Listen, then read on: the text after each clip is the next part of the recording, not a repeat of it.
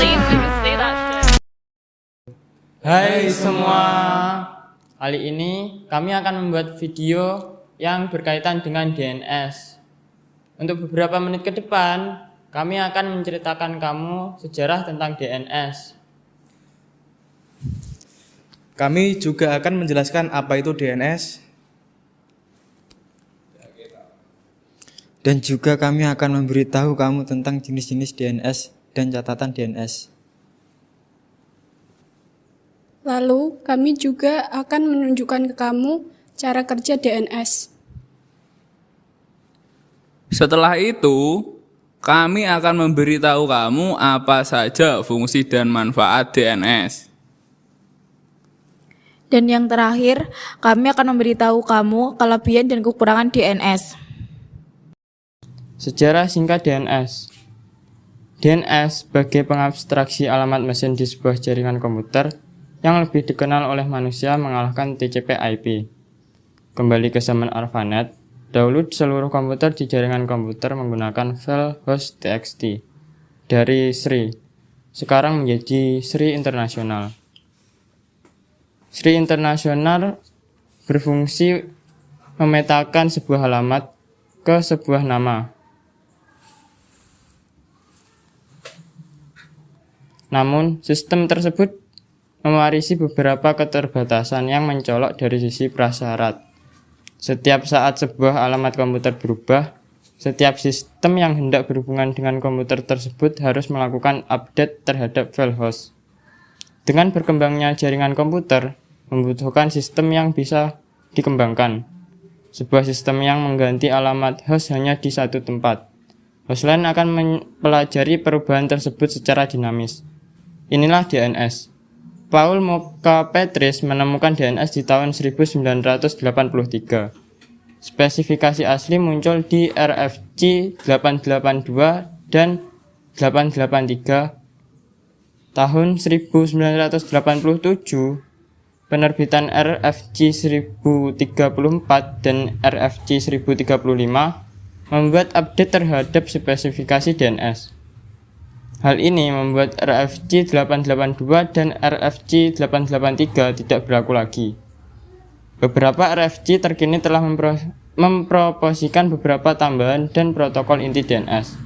Pada awal berkembangnya internet, seorang user yang akan menghubungi komputer user lain harus menyebutkan IP address komputer yang hendak dituju.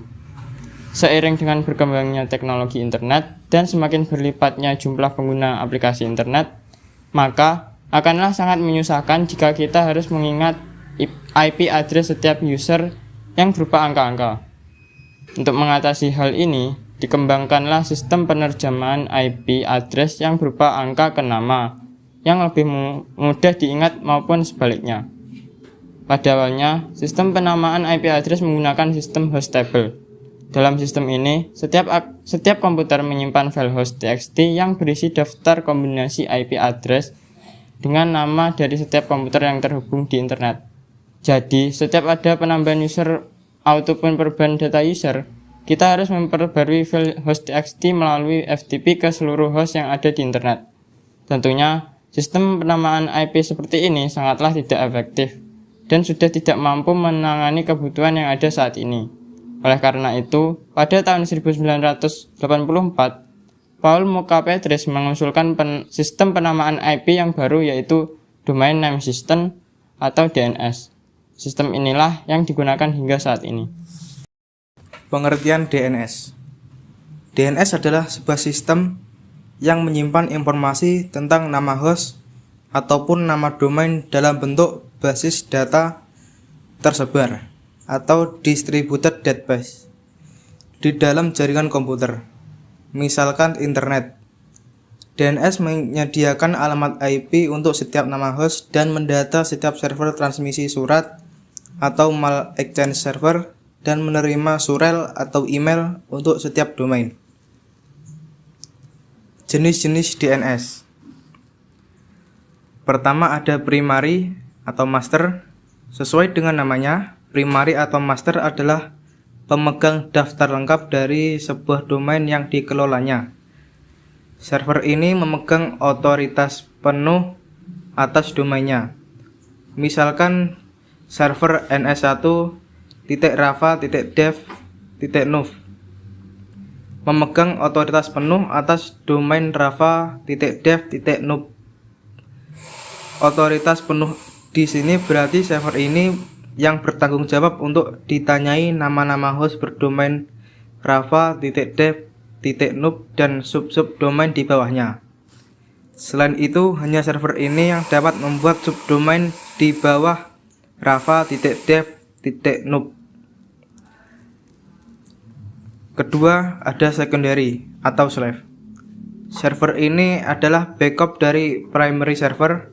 Sama seperti primary, secondary juga memuat daftar lengkap sebuah domain. Hubungan antara primary dan secondary ini kurang lebih seperti mirror. Bila ada perubahan di primary server, secondary terus mengikuti secara periodik. Oleh karena itu, secondary memerlukan izin dari primary untuk melakukan sinkronisasi ini. Sinkronisasi ini lazimnya disebut sebagai zona transfer. Secondary diperlukan sebagai backup bila primary crash atau sibuk dan juga mempermudah pendelegasian. Dengan kata lain, DNS slave juga berfungsinya untuk membackup DNS master. Sehingga saat DNS master down, maka DNS slave dapat menggantinya. Pada DNS slave, konfigurasi database akan secara otomatis ditransfer dari DNS master. Cache. Jenis ini tidak mempunyai data nama-nama host dari domain tertentu. Ia hanya akan mencari dari beberapa DNS server terdekat. Setelah jawaban didapatkan, datanya disimpan dalam cache untuk keperluan mendatang. DNS server cache merupakan yang paling mudah untuk dikonfigurasi. Jenis-jenis catatan DNS. Beberapa kelompok penting dari data disimpan di dalam DNS adalah sebagai berikut. A. Record atau catatan alamat memetakan sebuah nama host ke alamat IP32. Bit untuk IP F4. AAAA record atau catatan alamat IP F6 memetakan sebuah nama host ke alamat IP 128 bit untuk IP F6. Cinema record atau catatan nama kanonik membuat alias untuk nama domain. Domain yang dialiaskan memiliki seluruh subdomain dan record DNS seperti aslinya. MX record atau catatan pertukaran surat memetakan sebuah nama domain ke dalam daftar mail exchange server untuk domain tersebut. PTR record atau catatan penunjuk memetakan sebuah nama host ke nama kanonik untuk host tersebut. Pembuatan record PTR untuk sebuah nama host di dalam domain in ARPA yang memiliki sebuah alamat IP menerapkan pencarian balik DNS reverse DNS lookup untuk alamat tersebut. NS record atau catatan server nama memetakan sebuah nama domain ke dalam satu daftar dari sebuah DNS untuk domain tersebut. Perwakilan bergantung kepada record NS. SOA record atau catatan otoritas awal. Start of authority mengacu server DNS yang menyediakan otoritas informasi tentang sebuah domain internet. SRF record adalah catatan lokasi secara umum. Catatan TXT yang mengizinkan administrator untuk memasukkan data ke dalam catatan DNS Catatan ini juga digunakan di spesifikasi Sender Policy Framework. Cara kerja DNS. DNS resolver melakukan pencarian alamat host pada file host. Jika alamat host yang dicari sudah ditemukan dan diberikan, maka proses selesai. DNS resolver melakukan pencarian pada data change yang sudah dibuat oleh resolver untuk menyimpan hasil permintaan sebelumnya. Bila ada kemudian disimpan dalam data change lalu hasilnya diberikan dan selesai. DNS resolver melakukan pencarian pada alamat server DNS pertama yang telah ditentukan oleh pengguna.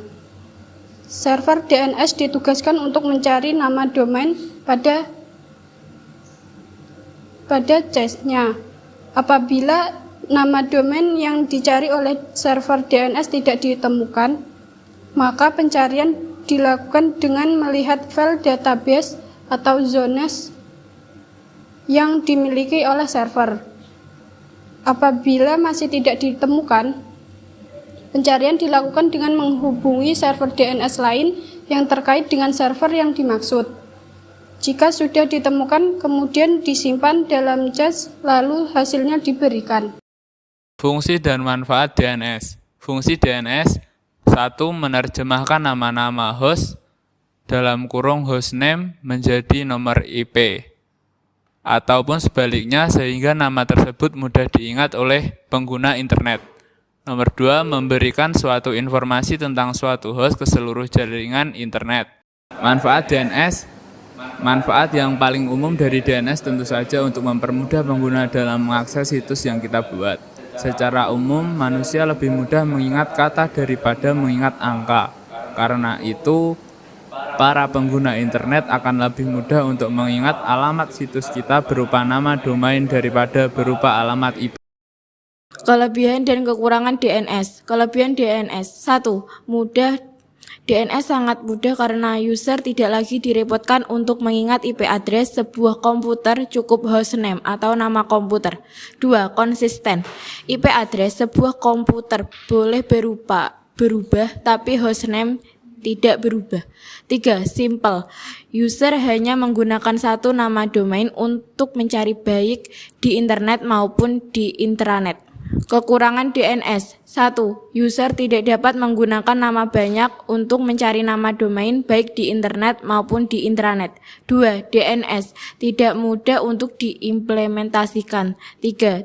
Tidak bisa membuat banyak nama domain. DNS adalah sebuah sistem yang menghubungkan Uniform Resource Locator atau URL dengan Internet Protocol Address atau IP address.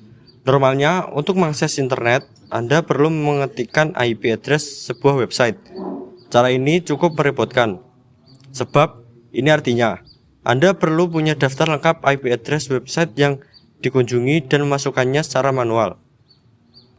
DNS adalah sistem yang meringkas pekerjaan ini untuk Anda. Kini, Anda tinggal mengingat nama domain dan memasukkannya dalam address bar. DNS kemudian akan menerjemahkan domain tersebut ke dalam IP address yang komputer pahami. Misalkan, Anda ingin mengakses Google, alih-alih menulis 172.217.0.142 ke dalam address bar, Anda tinggal masukkan alamat google.com. Mungkin itu saja yang bisa kami sampaikan dalam video kali ini. Terima kasih sudah nonton sampai akhir. Bye. Wassalamualaikum warahmatullahi wabarakatuh.